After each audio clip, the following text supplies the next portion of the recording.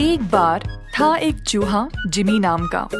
Jimmy अपना समय अक्सर इधर उधर अकेला घूमा करता था, खाने की खोज में और खुद को बना रखने में। एक दिन जिमी बहुत ही भूखा था और उसको खाने के लिए कुछ न मिला।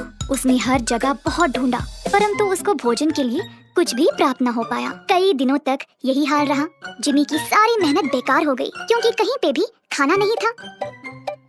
अतः जिमी बहुत दुबला पतला सा और दुर्बल बन गया। एक दिन जिमी कुछ भोरियों के पास चल रहा था, अपनी भूख को लेकर तड़प रहा था। उसी समय उसको मकाई का एक बड़ा सा बोरी मिला। जिमी मकाई को देखकर हैरान और खुश हो गया। टोकरी में एक छोटा सा छेद था।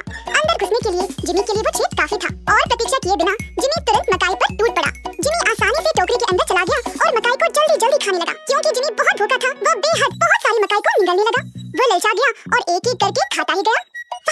देखो तो सही, यहाँ पे कितनी मकाई है। मैं अब अगले कुछ दिनों तक का खाना भी खा लूंगा। क्या पता कल को मुझे इतना खाना मिलेगा या नहीं। जिमी रुका ही नहीं और धीरे धीरे उसका पेट बढ़ता गया। सारी मकाई खाने के बाद जिमी बहुत ही मोटा बन गया।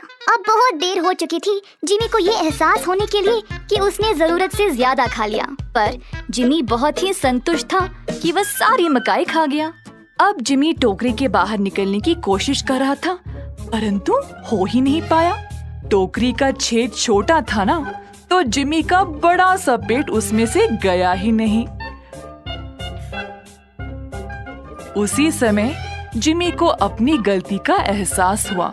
वह चिल्लाने लगा, हे भगवान, मैं इस टोकरी से अब कैसे निकलूं? मेरी मदद करो भगवान। जिमी बहुत डर गया। अगर किसी ने उसको देख लिया तो उसकी जान ही चली जाएगी।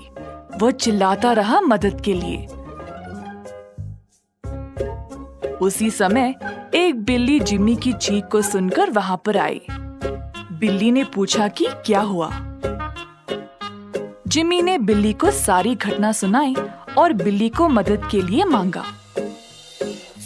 बिल्ली बोली, तुम्हें पतला होने तक का इंतजार करना पड़ेगा, तभी टोकरी के बाहर निकल पाओगे। अब जिमी टोकरी के अंदर ही बेहाल बैठा रहा, पतले होने के इंतजार में।